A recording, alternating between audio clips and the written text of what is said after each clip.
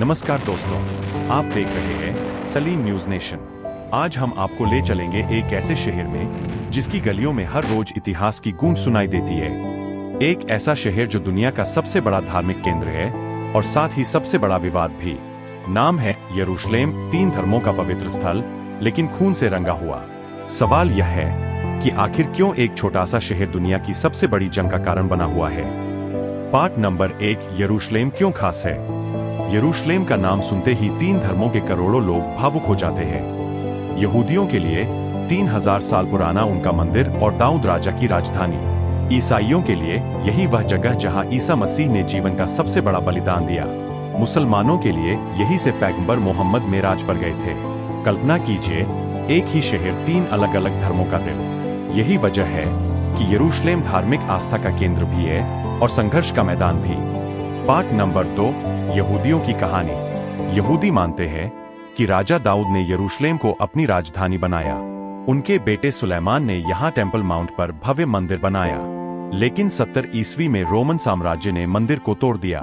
सिर्फ एक दीवार बची, वेस्टर्न वॉल, और यही आज यहूदियों का सबसे पवित्र स्थल है। यहाँ हर वक्त यहूदी रोते हुए प्रार्थना करते हैं। इसी कारण इसे वेलिंग वॉल भी कहा जाता है। पार्ट नंबर 3, ईसाई धर्म से जुड़ाव। ईसाइयों के लिए यरूशलेम वह जगह है जहां ईसा मसीह को सूली पर चढ़ाया गया। यही है चर्च ऑफ द होली सेपुल्चरे, जहां ईसाई मानते हैं कि ईसा मसीह को दफनाया गया और फिर पुनर्जीवित हुए। दुनिया भर से लाखों ईसाई हर साल यहां आते हैं। पार्ट नंबर 4, इस्लाम का पवित्र स्थल। मुसलमानों के लिए यरूशलेम तीसरा सबसे पवित्र शहर है। यहाँ मौजूद है अल-अक्सा मस्जिद और डोम ऑफ द रॉक। इस्लामी मान्यता है कि पैगंबर मोहम्मद यहीं से स्वर्ग की यात्रा पर गए थे। इसलिए यरूशलेम मुसलमानों के दिल में मक्का और मदीना के बाद सबसे अहम है। पार्ट नंबर 5, इतिहास का काला अध्याय। सदियों तक यहूदी दुनिया भर में बिखरे रहे। यूरोप में उन्हें सताया गया, गेटों में कैद किया गया। द्वितीय विश्व युद्ध में हिटलर ने होलोकॉस्ट किया, 60 लाख यहूदियों की हत्या। इसके बाद यहूदियों ने दुनिया से एक देश की मांग की और उनकी नजर फिर उसी जमीन पर गई, फिलिस्तीन, जहां कभी उनका मंदिर था। पार्ट नंबर 6, इजराइल का जन्म और पहली जंग। 1947 में संयुक्त राष्ट्र ने प्रस्ताव दिया 56% जमीन यहूदियों को इजराइल, 43% अरबों को फिलिस्तीन। यरूशलेम को अंतर्राष्ट्रीय शहर बनाया जाए। यहूदियों ने मान लिया, लेकिन अरब देशों ने इनकार कर दिया। 1948 में इजराइल ने स्वतंत्रता की घोषणा की और तुरंत अरब देशों ने हमला कर दिया।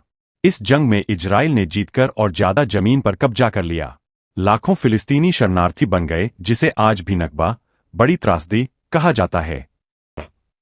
पार्ट नंबर 7, बार बार जंग और कब्जा। 1956, 1967 और 1973 3 बड़ी जंगें हुईं। 1967 की 6 दिन की जंग में इजराइल ने गाजा, वेस्ट बैंक और पूर्वी यरूशलेम पर कब्जा कर लिया। 1973 में अरब देशों ने मिलकर हमला किया, लेकिन इजराइल ने फिर जीत हासिल की। इन जंगों के बाद इजराइल और ताकतवर बन गया, जबकि फिलिस्तीनी और कमजोर। पार्ट नंबर 8, गाजा और वेस्ट बैंक की हकीकत। गाजा पट्टी केवल 41 किलोमीटर लंबा इलाका, जहां 20 लाख से ज्यादा लोग रहते हैं। इसे दुनिया की सबसे बड़ी खुली जेल कहा जाता है। यहां बेरोजगारी 50% से ज्यादा है, बिजली और पानी की भारी कमी है। वेस्ट बैंक, यहां यहूदी लगातार नई बस्तियां बना रहे हैं। अरबों की जमीन छिन रही है।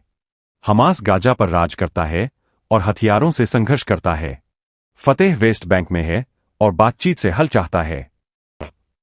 पार्ट नंबर 9, हाल की जंग। 7 अक्टूबर 2023 को हमास ने इजराइल पर हमला किया। जवाब में इजराइल ने गाजा पर बमबारी शुरू कर दी।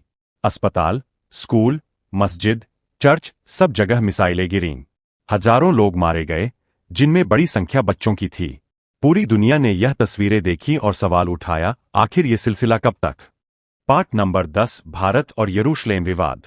भारत का इजराइल और फिलिस्तीन दोनों से रिश्ता है। इजराइल भारत का सैन्य और तकनीकी सहयोगी है। फिलिस्तीन को भारत ने हमेशा राजनीतिक समर्थन दिया है।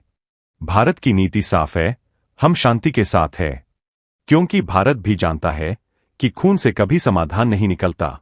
यरूशलेम एक शहर नहीं, बल्कि 3 धर्मों का इतिहास है। लेकिन इतिहास आज खून और आग में जल रहा है। सवाल यह है, क्या एक दिन आएगा जब यह शहर आस्था का केंद्र होगा, न कि युद्ध का मैदान। क्या एक दिन ऐसा होगा जब यहूदी, ईसाई और मुसलमान एक साथ यरूशलेम में शांति से रह पाएंगे? यही इस कहानी का सबसे बड़ा सवाल है।